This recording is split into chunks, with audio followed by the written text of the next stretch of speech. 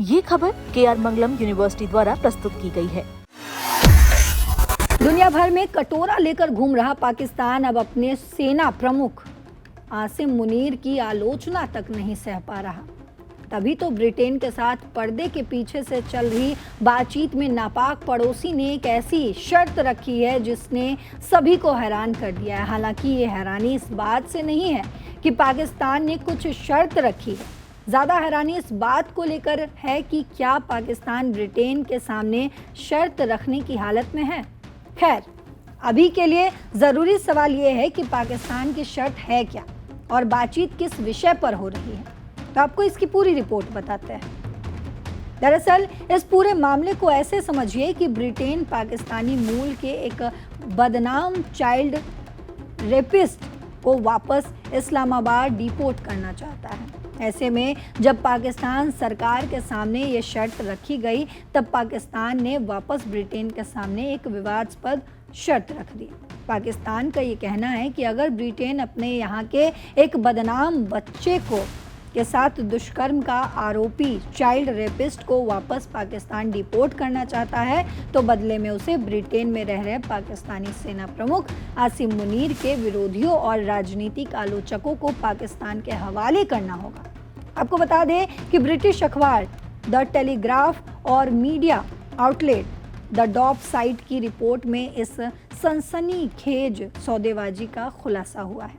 और ये भी बता दें कि ये पूरा विवाद शबीर अहमद नाम के एक शख्स को लेकर है। शबीर अहमद ब्रिटेन के रोचडेल में सक्रिय एक बेहद बदनाम ग्रूमिंग गैंग, जो कि लड़कियों को जाल में फंसाने वाला गैंग है, उसका सरगना था।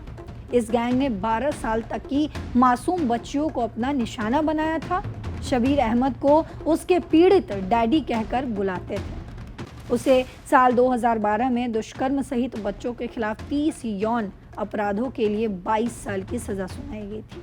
जेल जाने के बाद उसकी ब्रिटिश नागरिकता छीन ली गई थी, क्योंकि उसके पास ब्रिटेन और पाकिस्तान दोनों की दोहरी नागरिकता थी। और हाल ही में अपनी सज़ा का एक हिस्सा पूरा करने के बाद उसे जेल से रिहा किया गया, जिसके बाद ब्रिटेन उसे तुरंत पाकिस्तान डिपोर्ट करना चाहता है। इस बात को ऐसे समझते हैं कि ब्रिटिश नागरिकता छीनने के बाद भी शबीर अहमद को कानूनी तौर पर पाकिस्तान भेजना मुश्किल हो रहा है। ब्रिटेन के इमिग्रेशन एक्ट 1971 के तहत एक नियम है कि कॉमनवेल्थ देशों जैसे कि पाकिस्तान के जो नागरिक 1973 से पहले ब्रिटेन आए थे और कम से कम 5 साल वहां रह चुके हैं, उन्हें डिपोर्ट नहीं किया जा सकता। शबीर अहमद इसी कानून का फ़ायदा उठा रहा है। शुरुआत में पाकिस्तान ने शबीर अहमद और उसके गैंग के अन्य सरगनाओं को ये कहकर वापस लेने से इनकार कर दिया था कि वे अब पाकिस्तानी नागरिक नहीं हैं।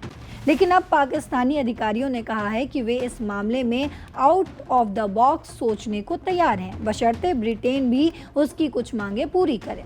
अब बात अगर पाकिस्तान के इस मांग की करें, तो इस्लामाबाद के इस डिपोर्टेशन के बदले में ब्रिटेन में शरण लेकर रह रहे अपने देश के कुछ राजनीतिक कार्यकर्ताओं और असंतुष्टों के प्रत्यर्पण की मांग की है। इनमें मुख्य रूप से पूर्व प्रधानमंत्री इमरान खान के कैबिनेट मंत्री शहजाद अकबर का नाम शामिल है। शहजाद अकबर के अलावा शहजाद सरकार ने पाकिस्तान के पूर्व सैन्य अधिकारी और पत्रकार आदिल राजा और मुत्तहिदा कौमी मूवमेंट यानी कि MQM के संस्थापक, जो पिछले 3 दशकों से लंदन में रह रहे हैं, अल्ताफ हुसैन की मांग की है। पाकिस्तान का आरोप है कि ये लोग ब्रिटिश धरती का इस्तेमाल पाकिस्तान को अस्थिर करने के लिए कर रहे हैं और ब्रिटेन फ्री स्पीच के नाम पर इन्हें संरक्षण दे रहा है। ब्रिटेन इस दुष्कर्मी को वापस भेजने के लिए पाकिस्तान पर दबाव बना रहा है। वहीं ब्रिटेन ने धमकी दी है कि अगर पाकिस्तान ने शबीर अहमद को स्वीकार नहीं किया तो वो पाकिस्तानियों के लिए वीज़ा प्रतिबंध लगा सकता है और पाकिस्तान को मिलने वाली विदेशी मदद में कटौती भी कर सकता है। हालांकि ब्रिटेन की इस धमकी को सुनने के बाद पाकिस्तानी अधिकारियों ने भी अपनी गीदड़ भभकी दिखाई है। पाकिस्तानी अधिकारियों का कहना है कि ये ब्रिटेन की औपनिवेशिक मानसिकता और अहंकार को दिखाता है। जो व्यक्ति पिछले 60 सालों से ब्रिटेन में रह रहा है, वो अचानक हमारा नागरिक कैसे हो गया? गौरतलब है कि ब्रिटेन के लिए ये मामला गले की हड्डी बन गया है, क्योंकि जनता में इस चाइल्ड रेपिस्ट को लेकर भारी गुस्सा है। अब ब्रिटिश गृह मंत्री शबाना महमूद इस मामले में आपातकालीन कानून लाने पर विचार कर रही हैं, ताकि 1971 के पुराने कानून को बदला जा सके और शबीर अहमद को जबरन डिपोर्ट किया जा सके। इसके अलावा ब्रिटेन वीजा प्रतिबंधों को आखिरी विकल्प के रूप में भी देखा जा रहा है।